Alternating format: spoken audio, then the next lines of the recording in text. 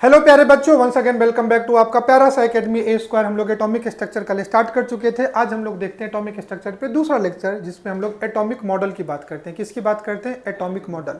कल की क्लास में हमने डाल्टन से कहानी शुरू की थी और जाते जाते डाल्टन को प्रणाम करके भेज दिया था। डाल्टन से एटॉमिक थ्योरी कोलैप्स कर गई थी। क्यों? क्योंकि फंडामेंटल पार्टिकल इलेक्ट्रॉन, प्रोटॉन और न्यूट्रॉन डिस्कवर हो गए थे और हमें उस पार्टिकल के नेचर के बारे में पता चल गया था कि इलेक्ट्रॉन नेगेटिवली चार्ज थे, प्रोटॉन पॉजिटिवली चार्ज थे और न्यूट्रॉन न्यूट्रल हुआ करते थे। आज हम लोग बात करते हैं फिर प्रॉपर्टी ऑफ चार्ज के बारे में कि सेम चार्ज एक दूसरे को रिपेल करते हैं और अपोजिट चार्ज एक दूसरे को अट्रैक्ट करते हैं। मेरे कहने का मतलब ये है कि अगर किसी एटम के अंदर एक से ज़्यादा इलेक्ट्रॉन है तो वो दोनों एक दूसरे को क्या करेंगे? रिपेल करेंगे। किसी एटम के अंदर एक से ज़्यादा प्रोटॉन है तो प्रोटॉन प्रोटॉन भी आपस में एक दूसरे को क्या करेंगे? रिपेल करेंगे। लेकिन बहुत खूबसूरत चीज़ें क्या है कि इलेक्ट्रॉन एंड प्रोटॉन एक दूसरे को क्या करते हैं? अट्रैक्ट करते हैं। तो इसके साथ एक आपको प्रॉब्लम क्या हुई कि अगर किसी एटम के अंदर एक से ज़्यादा इलेक्ट्रॉन है, एक से ज़्यादा प्रोटॉन है, तो वो रिपल्सन को कैसे मिनिमाइज करते हैं, वो अरेंज कैसे हैं। इसी अरेंजमेंट ऑफ इलेक्ट्रॉन, प्रोटॉन और न्यूट्रॉन इनसाइड द एटम, इसी को हम लोग पढ़ते हैं एटॉमिक मॉडल में। उससे पहले मैं प्रॉपर्टी ऑफ चार्ज पढ़ाता हूँ। प्रॉपर्टी ऑफ चार्ज होता क्या है, फिर कहानी को स्टार्ट करते हैं। आइए पूरी ईमानदारी से इस काम को शुरू करते हैं। Inside the atom is called as क्या बेटा? Atomic model. क्यों फंडामेंटल पार्टिकल को अरेंज करते हैं? तो जब इलेक्ट्रॉन, प्रोटॉन और न्यूट्रॉन डिस्कवर हो गए, क्या क्या डिस्कवर हो गए? Electron, proton and neutron. तो इसके साथ इसकी प्रॉपर्टी, जिसका नेचर डिस्कवर हो गया होगा। लोगों को क्या पता चल गया होगा? Property of charge. Property of क्या बच्चे? जब लोगों को चार्ज की प्रॉपर्टी पता चल गई होगी तो चार्ज की प्रॉपर्टी तीन ही प्रॉपर्टी मैं लिख भी देता हूं, तुमको ये मेनली फिजिक्स में पढ़ना है। पहला कहता है charge is quantize. Property of charge में पहला क्या कहता है? और जो यही होता है Q होगा, Q is equal to N into E। किसी भी एटम पे कितना चार्ज हो सकता है? रुक के समझना। चार्ज किसकी वजह से आता है? इलेक्ट्रॉन की वजह से। किसकी वजह से आता है? इलेक्ट्रॉन की वजह से। या तो एटम एक इलेक्ट्रॉन का लॉस करेगा या दो का करेगा। ऐसा हो सकता है कि 1.5 इलेक्ट्रॉन का लॉस होगा। तुम किसी दुकान में गए समोसे लेने के लिए, ऐसा हो सकता है कि तुम बोलना कि भैया 1.5 समोसे दो, होगा क्या ऐसा? और एक समोसा तोड़ के तो नहीं देगा ना। कितने समोसे ले सकते हो तुम? किसी दुकान से कितने समोसे खरीद सकते हो? जितने भी खरीदोगे वंस इंटीग्रल में ही लोगे तुम। क्या लोगे? इंटीग्रल में ले सकते हो ना। या तो एक होगा समोसा, या दो होगा, या तीन होगा, या चार होगा। ऐसा होगा कि 4.5 समोसा लोगे। तो कोई भी चीज कभी भी इंटीग्रल मल्टीपल होती है ना, उसी को बोलते हैं क्वांटाइज। अब पूरे एटॉमिक स्ट्रक्चर में ये वर्ड टोटल 3 बार आएंगे, क्वांटाइज। एक पहला चार्जेज, क्वांटाइज। आगे बता देता हूँ, प्लांक्स थ्योरी में पढ़ोगे, वो भी क्वांटाइज। बोर्स एटॉमिक मॉडल में एंगुलर मोमेंटम, वो भी क्वांटाइज। कोई भी चीज इंटीग्रल मल्टीपल में, उसी को क्या बोलते हैं? क्वांटाइज। बोलो ना, हाँ या ना। तो कितने इलेक्ट्रॉन बाहर जा सकते हैं? N into E। या तो एक, या दो, या तीन, या चार। क्या हो सकता है? फ्रैक्शन में होगा क्या? तो जितने भी चार्ज होंगे वो इलेक्ट्रॉन के चार्ज के इंटीग्रल मल्टीपल होंगे। क्या कुछ गलत कह रहा हूँ या ये बाउंस कर गया? कि एटम 3 पार्टिकल से मिलके बना हुआ है। एटम किससे मिलके बना हुआ है? वो 3 पार्टिकल कौन कौन से है? अरे इलेक्ट्रॉन है, प्रोटॉन है, न्यूट्रॉन है। न्यूट्रॉन क्या है? न्यूट्रल है। न्यूट्रॉन क्या है? न्यूट्रल है। प्रोटॉन क्या है? गैस आयोनाइज हुआ, और ये जो पॉजिटिवली है उसी को क्या बोलते हैं? प्रोटॉन। बाहर क्या जाता है? तो कभी भी ट्रांसफर किसका हो सकता है? इलेक्ट्रॉन्स का हो सकता है। किसका हो सकता है? कभी भी ट्रांसफर किसका हो सकता है? तो किसी एटम से जितने इलेक्ट्रॉन का ट्रांसफर होगा, एटम पे उतना ही चार्ज होगा। किसी एटम से जितने इलेक्ट्रॉन का ट्रांसफर होगा, वही उसका क्या होगा? वही उस एटम पे क्या होगा? चार्ज होगा। बोलो हाँ ना। किसी एटम से जितने इलेक्ट्रॉन का ट्रांसफर होगा, वही उसका क्या होगा? चार्ज होगा। तो इलेक्ट्रॉन का ट्रांसफर कितना हो सकता है? कितने इलेक्ट्रॉन ट्रांसफर कर सकते हैं? या तो एक, या तो दो, या तो तीन। जितने भी इलेक्ट्रॉन होंगे वो इंटीजर में ही हो सकते हैं। क्या ऐसा हो सकता है कि क्लास में 4 बच्चा होगा, या 5 या 10 बच्चा होगा? ऐसा हो सकता है कि 10.5 बच्चा क्लास में होगा? या तो स्टूडेंट लेक्चर में पूरा होगा या नहीं होगा? तो किसी भी क्लासरूम में नंबर ऑफ स्टूडेंट फ्रैक्शन में हो सकते हैं क्या? तो सिमिलरली इलेक्ट्रॉन का नंबर भी फ्रैक्शन में नहीं। अब एक इलेक्ट्रॉन का चार्ज कितना होता है? 1.6 इंटू 10 की पावर माइनस 19 कूलम। तो किसी भी एटम पे कितना चार्ज ट्रांसफर कर सकता है, तो एक इलेक्ट्रॉन चार्ज के इंटीग्रल मल्टीपल पे ही हो सकता है, इसलिए उसी को हम लोग बोलते हैं चार्ज इज क्वांटाइज। जो टोटल चार्ज होगा वो इलेक्ट्रॉन के चार्ज के हमेशा इंटीग्रल मल्टीपल में होगा। कभी भी कोई चीज़ अगर इंटीग्रल मल्टीपल में होती है तो उसी को हम लोग बोलते हैं क्वांटाइज। बोलो हाँ या ना। और चार्ज ऑफ इलेक्ट्रॉन कितना होगा, इलेक्ट्रॉन का चार्ज 1.6 इंटू 10 के पावर माइनस 19 कूलम। तो किसी एटम पे जितने चार्ज होंगे ये एक चार्ज की इंटीग्रल मल्टीपल होगा, क्योंकि ये एक इलेक्ट्रॉन का चार्ज है। तो जितने भी चार्ज होगा इस चार्ज की इंटीग्रल मल्टीपल होगा, इसलिए हमने बोला चार्ज इज क्वांटाइज। पहला प्रॉपर्टी ऑफ चार्ज समझ में आ गया। दूसरा प्रॉपर्टी ऑफ चार्ज क्या कहता है कि लाइक चार्ज अट्रैक्ट करेंगे, सेम चार्ज क्या करेंगे, रिपेल करेंगे। मतलब इलेक्ट्रॉन इलेक्ट्रॉन को रिपेल, प्रोटॉन प्रोटॉन को रिपेल, और इलेक्ट्रॉन प्रोटॉन को अट्रैक्ट। तो like charge repel each other और unlike charge attract each other. बोलो हाँ है ना। दैट मीन्स इलेक्ट्रॉन और इलेक्ट्रॉन के बीच में, प्रोटॉन एंड प्रोटॉन के बीच में क्या होगा, रिपल्सन। अगर स्टेटमेंट में लिखोगे तो लिखना like charge repel each other, while unlike charge electron and proton एक दूसरे को क्या करेंगे, यहां पे अट्रैक्शन। इतना भी दो चीज याद रखते हो तो तुम्हारा सारा काम हो जाएगा। तीसरी एक और चीज है कि अगर ये अट्रैक्ट करे या रिपेल करे, अगर ये अट्रैक्ट करे या रिपेल करे, कोई ना कोई फोर्सिंग अट्रैक्शन रिपल्सन होगा, उसी फोर्स को क्या बोलते हैं, कूलम्ब्स फोर्स। उसी फोर्स को क्या बोलते हैं, कूलम्ब्स फोर्स। और ये जो कूलम्ब्स फोर्स है एफ है, ये के Q1 Q2 upon are square. जो तुम क्लास 10th ग्रेविटेशन में पढ़ते हो ना, दो प्लेनेट एक दूसरे को अट्रैक्ट करते हैं, जी M1 M2 upon are square, यही है के Q1 Q2 upon are square. वहाँ पे जी को ग्रेविटेशनल कांस्टेंट बोलते थे, यहाँ पे के को इलेक्ट्रोस्टैटिक्स कांस्टेंट बोलते हैं। Q1 और Q2 क्या है, दोनों पार्टिकल का चार्ज, आर क्या है, डिस्टेंस बिटवीन द चार्ज। बोलो हाँ या ना। इतना फिजिक्स डीप में नहीं जाना है, सुपरफिशियल ही रहते हैं।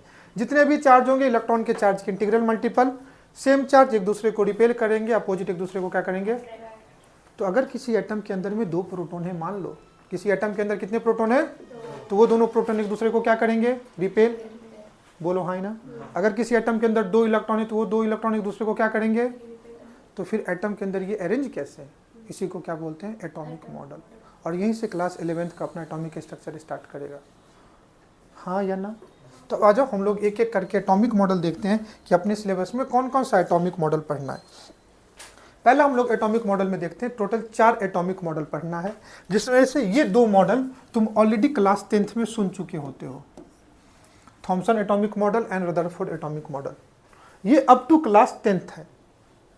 और तुम्हारे सिलेबस में जो according to JEE NEET CET syllabus की बात करोगे, up to Bohr atomic model है। लेकिन रुक करके हम ये दोनों भी बात पढ़ ही लेते हैं ताकि पूरा सीक्वेंस में एटॉमिक स्ट्रक्चर समझ में आए। क्या कुछ गलत कह रहा हूँ।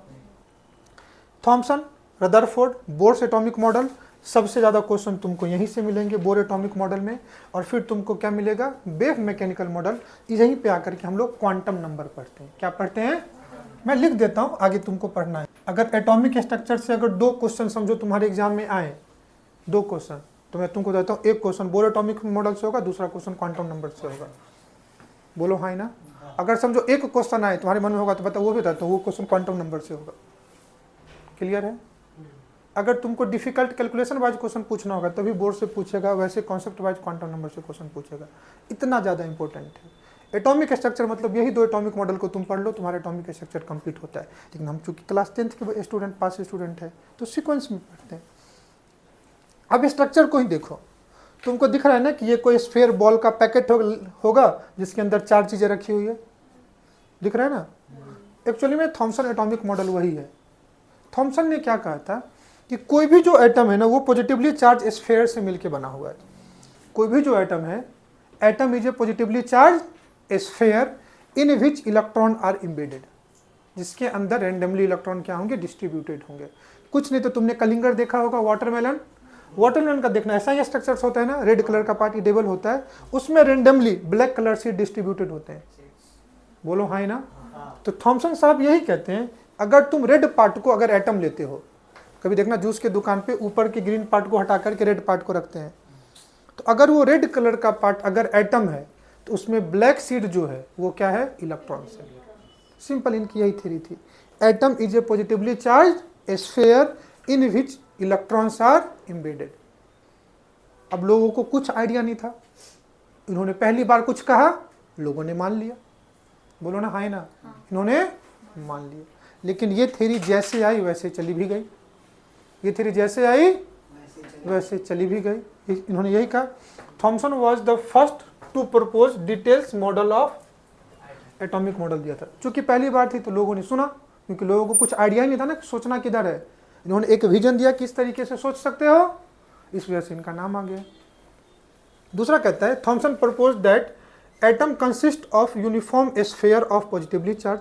मैंने वही बोला, atom is a positively charge sphere in which electron are distributed more or less uniformly. Is that clear? तीसरा कहता है, this model is known as plum pudding model या रेजिन पुडिंग मॉडल या वाटरमेलन मॉडल। इससे similar model है, इसलिए इसी के नाम पे इसको ये नाम भी देते हैं। कोई दिक्कत? फिर तुम्हारे मन में एक खुद से सोच करके देखो कि फिर इस मॉडल का ड्रॉबैक क्या होगा। What is the drawback of this model? अब देखो, मैं तुमको विजन देता हूं, तुम्हें सोचना कैसा है। लोगों ने तो डाल्टन्स की भी थ्योरी मान ली थी, बोलो हाय ना, और डाल्टन 37 साल तक चले। डाल्टन्स के कहने और चार्ज डिस्कवर होने में टोटल 37 ईयर्स लगे। कि हाउ मेनी ईयर्स? इसका मतलब 37 तक लोग डाल्टन से तो कन्विंस नहीं होंगे ना। डाल्टन्स का ड्रॉबैक कब आया? जब आगे चार्ज डिस्कवर हुआ तो। अब इसका जो ड्रॉबैक होगा तो कोई साइंटिस्ट आए होंगे और इससे ज्यादा कुछ कह गए होंगे, तो लोगों ने कहा नहीं चलो अब उसकी मानते हैं। क्या कुछ गलत कह रहा हूं क्या? तो अगले थ्योरी में जो तुम एक्स्ट्रा नॉलेज सीखोगे इसके अलावा, वही क्या होगा? इसका ड्रॉबैक होगा। और मैं तुमको बता भी देता हूं इसका ड्रॉबैक पहला क्या था। हमने देखा कि इलेक्ट्रॉन का मास प्रोटॉन के मास के रिस्पेक्ट में काफ़ी कम होता है, प्रोटॉन और न्यूट्रॉन का मास ज़्यादा होता है, इसलिए वेट ऑफ एटम प्रोटॉन और न्यूट्रॉन के वेट पे डिपेंड करता है। इन्होंने ऐसा कुछ बात ही नहीं कही। तुम ये भी जानते हो कि इलेक्ट्रॉन न्यूक्लियस के बाहर घूमता है, इन्होंने इलेक्ट्रॉन को फिक्स बताया। अरे कलिंगर में क्या है, सीट घूमते रहेंगे क्या? तुम जानते हो ना कि एटम में इलेक्ट्रॉन मूव करते रहते हैं, जो अभी तुम जानते हो, लेकिन उस टाइम लोगों को नहीं पता था, इसलिए लोगों ने थॉमसन की बात मान ली थी। लेकिन कोई इलेक्ट्रॉन को मूव करता हुआ बताया होगा तो लोगों को लगा होगा ना कि चलो वो ज़्यादा सही है। तो हमेशा नेक्स्ट एटॉमिक मॉडल में जो हम इंफॉर्मेशन पढ़ेंगे वही पहले एटॉमिक मॉडल का ड्रॉबैक होगा। मैं आज से बोल के रखता हूँ। तो थॉमसन एटॉमिक मॉडल का ड्रॉबैक अपने को कब समझ में आएगा? जब हम लोग रदरफोर्ड एटॉमिक मॉडल पढ़ लेंगे। क्या कुछ गलत कह रहा हूँ क्या? तो भी थॉमसन को हम लोग क्यों इसमें अपनी लिस्ट में लाए? क्योंकि वो पहले साइंटिस्ट थे जिन्होंने एटॉमिक मॉडल के बारे में कुछ कहा होगा। बोलो हाँ कि ना। नेक्स्ट हम लोग देखते हैं क्या, रदरफोर्ड एटॉमिक मॉडल। तो ये ड्रॉबैक अभी नहीं अपने को समझ में आएगा थॉमसन का, लेकिन जब हम लोग रदरफोर्ड एटॉमिक मॉडल पढ़ लेंगे तब क्या होगा, समझ में आएगा। अब हम लोग आते हैं रदरफोर्ड एटॉमिक मॉडल। रदरफोर्ड ने क्या किया था, एक एक्सपेरिमेंट करा था। रदरफोर्ड ने क्या किया था, एक एक्सपेरिमेंट करा था। एक्सपेरिमेंट क्या था, वो क्लास 10th के टेक्स्ट बुक में भी दिया हुआ था। उन्होंने अल्फा पार्टिकल को लेकर के गोल्ड फॉइल पे बम्बार्डमेंट कराया था। समझ में आया? और उस एक्सपेरिमेंट को उन्होंने ऑब्जर्व किया था। तो पहला देखो मैं क्या क्या बोलता हूँ। सबसे पहले रदरफोर्ड का एक्सपेरिमेंट, उन्होंने अपने एक्सपेरिमेंट को ऑब्जर्व किया था। मतलब कुछ ना कुछ तो देखा होगा ना एक्सपेरिमेंट में क्या हो रहा है। तो आ गया उनका ऑब्जर्वेशन। उस ऑब्जर्वेशन पे रदरफोर्ड ने कुछ कंक्लूजन किया था। बोलो। तो फिर आ गया रदरफोर्ड का कंक्लूजन, और उसी के बेस्ट रदरफोर्ड ने लोगों को कुछ मैसेज दिया होगा ना। अरे बोलो ना हाँ या ना। कभी भी तुम देखते हो कि कोई प्लेयर अभी ओलंपिक हुआ, जिन्होंने गोल्ड लिया, सिल्वर, ब्रॉन्ज लिया, बाद में मीडिया से बात करते हैं ना। तो फिर बाद में रदरफोर्ड ने भी मीडिया से बात तो की होगी, और उन्होंने जो कहा बाद में वही रदरफोर्ड का एटॉमिक मॉडल हो गया। कोई दिक्कत? फिर से समझ। रदरफोर्ड ने क्या किया, एक एक्सपेरिमेंट किया, उस एक्सपेरिमेंट को ऑब्जर्व किया हो गया। तो रदरफोर्ड के एक्सपेरिमेंट का ऑब्जर्वेशन, उस ऑब्जर्वेशन पे उन्होंने कुछ कंक्लूजन लिया होगा। तो रदरफोर्ड का कंक्लूजन, बाद में फिर लोगों के लिए कुछ मैसेज दिया होगा। जो मैसेज था वही क्या था, Rutherford atomic model.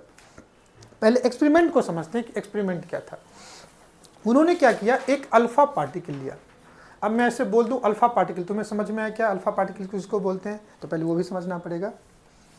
Alpha particle एक पॉजिटिवली चार्ज पार्टिकल होता है। कैसा होता है? हर चीज को मैं समझाता हूं। पॉजिटिवली पार्टिकल्स होता है, और इस पॉजिटिवली चार्ज पार्टिकल को क्या बोलते हैं? Alpha particle is positively charge particle. तो अब मैं जैसे ही बोलता हूँ चार्ज, तो तुमको तुम्हारे मन में एक क्वेश्चन आएगा कि सर चार्ज कितना होना चाहिए? चार्ज, तो इसका जो चार्ज है ये 2 यूनिट के बराबर होता है, और इसका जो मास है ये कितना यूनिट बेटा? तो चार्ज कितना यूनिट हो गया? 2 यूनिट। मास कितना यूनिट? 4 यूनिट। ये मोर और लेस हीलियम न्यूक्लियाई को बोलते हैं। किसको बोलते हैं? अब ध्यान से समझना, अगर हीलियम है, अभी मैं बताता हूँ, आगे जाकर के एटॉमिक नंबर एटॉमिक वेट सीखेंगे, तो हीलियम का एटॉमिक नंबर कितना? 2, एटॉमिक वेट कितना? कभी भी किसी एटम को नीचे लिखते हैं ना, तो नीचे के तरफ ये एटॉमिक नंबर को लिखते हैं। किसको लिखते हैं बच्चे? और ऊपर की तरफ किसको लिखते हैं? मास नंबर को। और अगर हीलियम में 2 इलेक्ट्रॉन्स होते हैं, हीलियम के 2 इलेक्ट्रॉन को मैं बाहर निकाल दूं, क्या निकाल दूं? यहाँ पर से 2 इलेक्ट्रॉन को बाहर निकालता हूँ, माइनस मतलब रिमूवल 2 इलेक्ट्रॉन को, तो हीलियम पे कितना चार्ज आ जाएगा? He+2। तो हीलियम का चार्ज कितना हो गया? 2 यूनिट, और मास कितना है? 4 यूनिट। तो दरअसल हीलियम न्यूक्लियाई को ही क्या बोलते हैं? Alpha particle. Is that clear for everyone? पहले रुक करके समझना, लिखना इंपॉर्टेंट नहीं है, अंडरस्टैंडिंग इंपॉर्टेंट। ये अल्फा पार्टिकल हो गया जिसका चार्ज 2 यूनिट और मास 4 यूनिट। ये बात तुम पहले से जानते हो प्रॉपर्टी ऑफ चार्ज में, पॉजिटिव पॉजिटिव से ही रिपेल होगा, बोलो हाँ या ना? और पॉजिटिव नेगेटिव की तरफ क्या होगा? अट्रैक्ट होगा। उन्होंने इस अल्फा पार्टिकल को लिया, जैसे तुम कोई एक सॉलिड पार्टिकल ले लो और गुलेल से मारो निशाना, बोलो हाँ या ना? बताओ, सामने कांच है, क्या हो सकता है? 2 चीजें हो सकता है, हाँ, या तो पार्टिकल डैमेज हो या कांच डैमेज हो, कुछ ना कुछ तो होगा। उन्होंने सेम यह लिया, ये गोल्ड फॉइल लिया। ये गोल्ड फॉइल कौन सा है? ये जो पार्ट है ये गोल्ड फॉइल है, समझना तुम ध्यान से। ये जो सर्कुलर रिम जैसा तुमको दिख रहा है, उन्होंने पीछे एक स्क्रीन लगाया। क्या लगाया? स्क्रीन लगाया, ताकि अगर कोई रे कोलाइड हो तो क्या हो? रिफ्लेक्ट करे। बोलो ना हाँ या ना? तो ये जो पार्ट है, और उन्होंने क्या किया? कई सारे अल्फा पार्टिकल को बम्बार्डमेंट कराया, मतलब उस पर थ्रो कराया। उन्होंने देखा कि ज्यादातर अल्फा पार्टिकल एटम से गुजर जा रहे हैं, पेनिट्रेट करके पार पार हो जा रहे हैं। क्लियर है? कुछ अल्फा पार्टिकल अब पेनिट्रेट करके आर पार हो जा रहे होंगे, मतलब लाइट यहां आकर के कोलाइड कर रही होगी, तो यहां पे ज्यादा चमक मिल रहा होगा, ब्राइटनेस इस पोर्शन पे ज्यादा होगा। क्या कुछ गलत कह रहा हूं? कुछ अल्फा पार्टिकल अपने पाथ से डेविएट कर जा रहे हैं। कुछ अल्फा पार्टिकल अपने पास से क्या कर जा रहे हैं? डेविएट कर, जैसे मान लो कि ये अल्फा पार्टिकल मेरे तरफ आ रहा है, समझो, और यहां से चला गया, निकल गया, क्योंकि यहां पे कुछ है ही नहीं। बोलो, अब कुछ अल्फा पार्टिकल, मैं बाहुबली हूं, अगर नहीं बाहुबली समझो तो मैं ब्रह्मास्त्र वाला हीरो हूं, मेरे पास वो ताकत है, तो मैं अपनी शक्ति से इसको मोड़ दूंगा। तो जहां पे वो शक्ति मिलेगी वहां पे ये रिपल्सन होकर के दूर चला जाएगा। बोलो भाई ना? और जहां पे शक्ति नहीं है तो गुजर जाएगी, ऐसा ही होगा ना? तो उन्होंने देखा कि ज्यादातर अल्फा पार्टिकल आर पार हो जा रहा है, तो ये कह सकता हूं कि ज्यादातर हिस्सा जो उस एटम का होगा वो खाली होगा। तुम समझना? कुछ अल्फा पार्टिकल अपने पाथ से मुड़ जा रहे हैं, आ तो रहे हैं लेकिन कोलाइड करके जाने मुड़ जा रहे हैं। इसका मुड़ जाने का मतलब क्या हुआ? कि वो अल्फा पार्टिकल किसी न किसी चीज से रिपल्सन फेस कर रहा होगा। क्या कर रहा होगा? अब कोई पॉजिटिव रिपेल किससे हो सकता है? पॉजिटिव से हो सकता है। अरे बोलो है ना? इसका मतलब एटम के अंदर कुछ तो पॉजिटिव है जो क्या कर रहा है? रिपेल होकर के जा रहा है। बोलो हाँ या ना? तो उनको सबसे पहली बार रिपल्सन दिखा कि अल्फा पार्टिकल अपने पाथ से मुड़ के चले जा रहे हैं। उन्होंने और ऑब्जर्व करा होगा, अगर इस डायग्राम को मैं इस डायग्राम से रिप्लेस कर दूं, ध्यान से देखना, ऊपर वाले अल्फा पार्टिकल पार से चले गए, सेकंड अल्फा पार्टिकल आए और मुड़ गए थोड़ा सा। बोलो ना, है ना? थर्ड अल्फा पार्टिकल सबसे ज्यादा एंगल से मुड़े। उन्होंने देखा कि अल्फा पार्टिकल जितना सेंटर के नियर बाय आ रहा है ना, वो बहुत ज्यादा मुड़ रहा है, बहुत ज्यादा मुड़ रहा है। दैट मीन्स अल्फा पार्टिकल सबसे ज्यादा रिपल्सन एटम के सेंटर पे हो रहा होगा। उनको यही बात समझ में आ गई कि सेंटर पे कहीं ना कहीं कुछ तो पॉजिटिवली चार्ज है जहां से अल्फा पार्टिकल ज्यादा मुड़ रहा है। और इस सेंटर से जितना दूर जाओगे तो बेंडिंग नहीं है, आर पार चला जा रहा है, और जितना तुम एटम के सेंटर की तरफ आओगे रिपल्सन ज्यादा हो रहा है। इसका मतलब एटम में के सेंटर पे कुछ ना कुछ तो पॉजिटिव है। बाद में रदरफोर्ड ने ही उस एटम के सेंटर पे जो है उसका नाम न्यूक्लियस दिया था। देखो, सबसे पहले एटम किसने दिया था? जॉन डाल्टन ने, लेकिन न्यूक्लियस सबसे पहले किसने दिया? रदरफोर्ड ने। तुम एक्सपेरिमेंट समझ पा रहे हो इसने क्या किया? ज़्यादातर अल्फा पार्टिकल एटम से आर पार होकर के गुजर जा रहे थे, कुछ अल्फा पार्टिकल स्मॉल एंगल से रिफ्लेक्ट हो रहे थे, और बहुत कम अल्फा पार्टिकल 20,000 में से 1 या 2 लार्ज एंगल से डेविएट हो रहे थे। और जो डेविएशन था, मतलब एंगल ऑफ डेविएशन जो था, जो सबसे ज़्यादा रिपल्सन हो रहा था, ये जितना सेंटर के करीब जा रहा था उसमें डेविएशन उतना ज़्यादा हो रहा था। उनका यही एक्सपेरिमेंट था। क्या कुछ गलत कह रहा हूँ? अगर मैं ये कह रहा हूँ तो ध्यान से देखना, रदरफोर्ड को इस एरिया में ज़्यादा रिफ्लेक्शन मिलेगा कि इस एरिया में ज़्यादा रिफ्लेक्शन मिलेगा? अब कोई लाइट पार्टिकल आएगा, ध्यान से समझना, और अगर गुजर जाएगा तो रिफ्लेक्शन इधर ज़्यादा होगा, तो यहाँ पे ज़्यादा लाइट इमिट होगा। यहाँ आने के लिए अल्फा पार्टिकल को ऐसे आकर के ऐसे जाना पड़ेगा, तो बहुत ही कम अल्फा पार्टिकल अपने पाथ से रिफ्लेक्ट हो रहे थे, तो इस एरिया में रिफ्लेक्शन कम था, लाइट का कम ग्लो कर रहा था, और यहाँ पे ज़्यादा लाइट ग्लो कर रहा था। बोलो ना हाँ है ना? इसलिए उन्होंने स्क्रीन लगाया था लाइट को ऑब्जर्व करने के लिए। तुम देखो कहीं पे अंधेरे पे हो, किसी दीवार पे टॉर्च मारो, और वही अगर टॉर्च की फोकस अगर किसी मिरर पे चली गई होगी तो ज़्यादा रिफ्लेक्शन दिखेगा, ज़्यादा लाइट दिखेगा कि नहीं दिखेगा? इसलिए उन्होंने रिफ्लेक्शन एरिया लगाया था, इस पर ZNS की कोटिंग करी थी। किसकी कोटिंग करी थी? ZNS की कोटिंग थी। बोलो ना हाँ या ना? कुछ गलत कह रहा हूँ क्या? यही था। पहले समझ में आया रदरफोर्ड का एक्सपेरिमेंट क्या था? हर एक बच्चे को कहानी जैसा लगा? अब देखो, रदरफोर्ड में 3 ही चीज ऑब्जर्व किया था। पहला, most of the alpha particle pass through the gold foil undeflected, आर पार चले गए, कोई डिफ्लेक्शन नहीं हुआ। A small fraction of alpha particle were deflected by a small angle, and a very large fraction of alpha particle, 1 in 20,000, are bounced back that where deflection is nearby 180। मतलब 20,000 में से एक अल्फा पार्टिकल सेम पाथ से deflect कर रहे थे, मतलब large angle से डिफ्लेक्ट कर रहे थे। यही 3 इनका ऑब्जर्वेशन था। बोलो हाँ ना? इसी पे बेस्ट रदरफोर्ड ने क्या दिया था? कंक्लूजन दिया था। 3 ही कंक्लूजन दिया था। पहला, most of the alpha particle went straight through the metal foil undeflected, क्योंकि ज्यादातर अल्फा पार्टिकल मेटल से आर पार गुजर रहे थे। ये ऑब्जर्वेशन था ना? उसी ऑब्जर्वेशन पे इनका कंक्लूजन क्या था? It means that must be a very large empty space inside the atom, मतलब एटम का ज्यादातर हिस्सा क्या है? खाली है। क्या ये हर बात को समझ में है? दूसरा कह रहा है, since few of the alpha particle were deflected from their original path through moderate angle, it was concluded whole of the positive charge is concentrated। Atom के अंदर कहीं ना कहीं एक पॉजिटिव चार्ज क्या है? कंसंट्रेटेड है। And the space occupied by this positive charge particle is very small inside the atom. ज्यादातर अल्फा पार्टिकल स्मॉल एंगल से डेविएट कर रहे हैं। इसका मतलब ये हुआ कि एटम के अंदर कुछ तो एक पॉजिटिवली चार्ज है पार्टिकल, जिस वजह से ये डिफ्लेक्शन हो रहे हैं, और कहीं ना कहीं पूरा एटम का जो इंटायर पॉजिटिव चार्ज है वो कोई एक पॉइंट पे क्या है? कॉन्सेंट्रेटेड है। हाँ या ना? तीसरा point, when alpha particle comes closer to this point, और ये अल्फा पार्टिकल उस पॉजिटिव चार्ज पार्टिकल के जितना करीब आएगा उस केस में उसमें डिफ्लेक्शन उतना ज्यादा होगा। बोलो ना हाँ या ना? They suffer a force of repulsion, they suffer a force of repulsion and deviated from their path। The positively charged heavily mass which occupy only a small volume of atom, और जो पॉजिटिवली चार्ज पार्टिकल है उसका जो volume होगा वो atom के respect में काफी कम होगा। हाँ ये ना? Occupy only a small volume in an atom called as क्या बेटा? Nucleus. It is suppose to be present at the centre of atom. जो मैं बोल रहा हूँ वही पॉइंट वाइज तुमको लिखा भी हुआ है। लास्ट थर्ड पॉइंट क्या कह रहा है?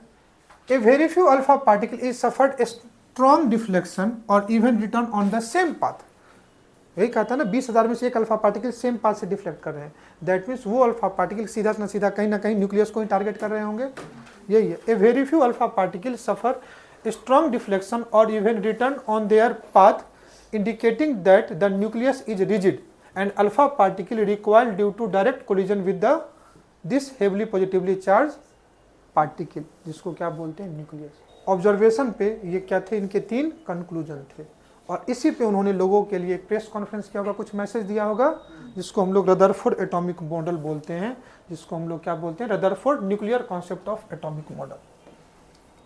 न्यूक्लियर कॉन्सेप्ट इसलिए बोलते हैं, न्यूक्लियर कॉन्सेप्ट इसलिए बच्चे बोलते हैं क्योंकि न्यूक्लियस वर्ड सबसे पहले किसने दिया था? रदरफोर्ड ने किया था। न्यूक्लियस जो होगा, atom of an element consist of A small positively charge nucleus which is situated at the center of atom and which carry almost all entire mass of the atom.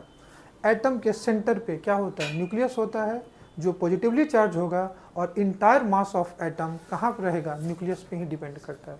Entire mass of atom कहाँ depend करता है? Nucleus पे। ये पहला point clear हो गया।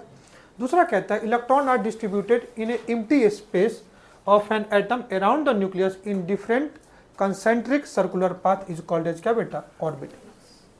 पहला इन्होंने क्या कहा कि entire mass of atom is situated at the nucleus which is present centre of an atom, और वो कैसा चार्ज होगा? Positively charge. फिर उन्होंने कहा कि न्यूक्लियस के बाहर एटम के अंदर बहुत सारा खाली जगह होता है।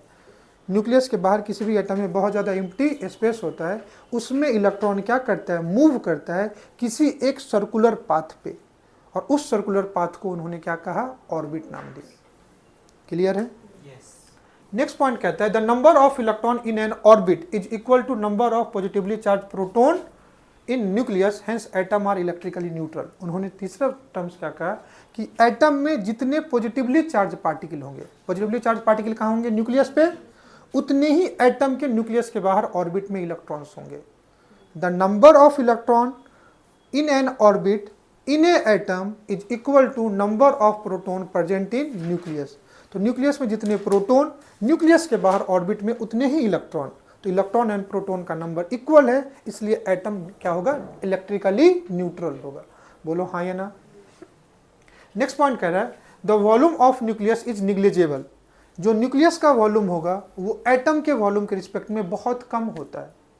जो न्यूक्लियस का साइज है वो एटम के रिस्पेक्ट में बहुत कम होता है। Volume of nucleus is negligible small as compare to volume of atom. और ये कितना होता है? तो 10 के पावर -13 के रेशियो में होता है। कितने के रेशियो में होता है? 10 के पावर -13। कि कोई भी एटम हो, अगर उसके न्यूक्लियस का तुमको रेडियस निकालना, मतलब उसका वॉल्यूम निकालना, रेडियस निकल जाएगा। तो न्यूक्लियस कैसा होता है? स्फीयर होता है। या एटम भी कैसा होता है? स्फीयर होता है। तो किसी भी स्फीयर का वॉल्यूम कितना होता है? 4/3 πr3, यही होता है ना। तो रेडियस पता चल गया तो वॉल्यूम नहीं निकालोगे, और जिसका रेडियस ज़्यादा उसका वॉल्यूम ज़्यादा। तो किसी भी एटम के न्यूक्लियस का तुमसे रेडियस पूछे तो यही फॉर्मूला होता है R is equal to R0 cube root of atomic mass. R is equal to R0 cube root of क्या बेटा?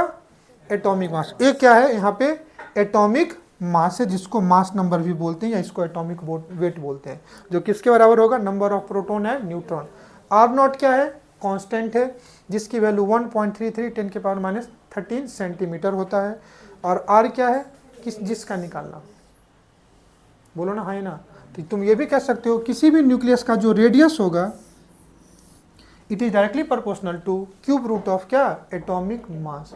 जिसका एटॉमिक मास ज़्यादा होगा उसका रेडियस क्या होगा? न्यूक्लियस का ज़्यादा होगा। और किसी भी एटम के न्यूक्लियस का जो रेडियस होता है ये 10 के पावर -13 सेंटीमीटर के रेंज में होता है। कितने के रेंज में? -13 सेंटीमीटर के रेंज में न्यूक्लियस। और एटम किसके रेंज में होगा? 10 के पावर -18, सॉरी ये 13 है ना, तो 10 के पावर -5 कम कर दो इससे। न्यूक्लियस का साइज छोटा होगा ना, और एटम का साइज क्या होगा? बड़ा होगा। तो 10 के पावर -8 के रेंज में होगा। न्यूक्लियस एंड एटम का जो वॉल्यूम का रेशियो होगा वो 1 लाख के आस 10 के पावर 5 के रेंज में होता है। समझ में आया? और न्यूक्लियस का साइज देखो कितना छोटा है, 10 के पावर -13 सेंटीमीटर के रेंज में। कोई दिक्कत? अगर मैं समझो दूसरा नेक्स्ट पॉइंट और एक देख लो, most of the space in an atom is क्या बेटा? एम्प्टी। एटम का ज़्यादातर हिस्सा क्या होता है? खाली होता है। समझो ये मैं क्या कहने की कोशिश करता हूँ कि अगर किसी एटम का तुमको एटॉमिक वेट या मास नंबर पता है तो तुम उसके न्यूक्लियस का रेडियस निकाल सकते हो। कैसे? समझो कोई एक एग्जांपल के लिए, कोई एक एटम है एल्यूमिनियम, इसकी जेड की वैल्यू कितनी होगी? 27। अरे ऐसे देखोगे ना, एल्यूमिनियम Al13N क्या होता है? 27। तो इसका मास नंबर A कितना हो जाएगा? 27। तो तुमसे पूछे इसके न्यूक्लियस का रेडियस निकालो, क्या पूछेगा? न्यूक्लियस का। तो क्या हो जाएगा? R is equal to R0 cube root of A। Cube root of क्या जाएगा? तो कितना जाएगा? R0 cube root of 27। 27 का क्यूब रूट कितना होगा? 3। तो कितना जाएगा? 3r0। अब r0 की वैल्यू पुट कर दोगे, कितना 1.33 इंटू 10 के पावर माइनस क्या बेटा -13, तो अप्रॉक्स में आ जाएगा 4 इंटू 10 के पावर -13 सेंटीमीटर। समझ में नहीं आया? अब बताओ रदरफोर्ड ने ज़्यादा इन्फॉर्मेशन दी या थॉमसन ने ज़्यादा इन्फॉर्मेशन दी? तो जितनी चीज़ तुम रदरफोर्ड में सीखे वो थॉमसन का ड्रॉबैक नहीं हो गया? लेकिन तुम जानते हो कि थॉमसन के रदरफोर्ड के बाद भी एक लोग आया, कौन सा? Boards atomic model. क्या आया? Boards atomic model. तो अभी जो हमने पढ़ा रदरफोर्ड एटॉमिक मॉडल, इसका क्या ड्रॉबैक होगा? जो अगले एटॉमिक मॉडल में जो हम एटम के बारे में एक्स्ट्रा कुछ सीखेंगे वो रदरफोर्ड ने नहीं बता पाया, तो रदरफोर्ड का क्या हो जाएगा? ड्रॉबैक हो जाएगा। समझ में या नहीं आया? कोई दिक्कत? अगले क्लास में हम लोग यहाँ से स्टार्ट करेंगे। बोर्ड्स एटॉमिक मॉडल स्टार्ट करने से पहले हम लोग देखेंगे एटम का एटॉमिक नंबर क्या होता है, एटॉमिक वेट क्या होता है। फिर उससे पहले रुक करके देखेंगे किसी एटम में इलेक्ट्रॉन, प्रोटॉन, न्यूट्रॉन कैसे होते हैं। पहले बोर एटॉमिक मॉडल का हम लोग बेस कंप्लीट कर लेंगे, उसके बाद हम लोग क्या स्टार्ट करेंगे? Bore atomic model.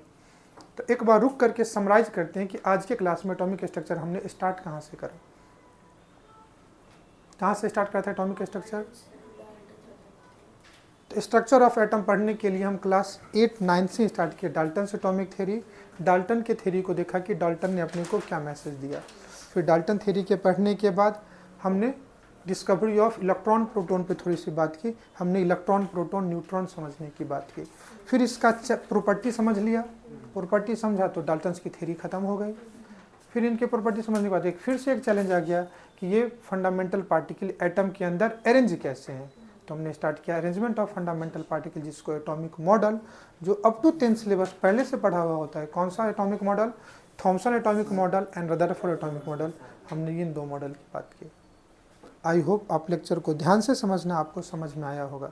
ऐसा कोई पॉइंट जो नहीं समझ में आया तो आप पूछ सकते हो या आप कमेंट करके भी बता सकते हो। जो भी कुछ हमने पढ़ा है इसका नोट्स आपको डिस्क्रिप्शन लिंक में मिलेगा। मिलते हैं नेक्स्ट क्लास में। Thanks for today, bye bye and thank you all of you.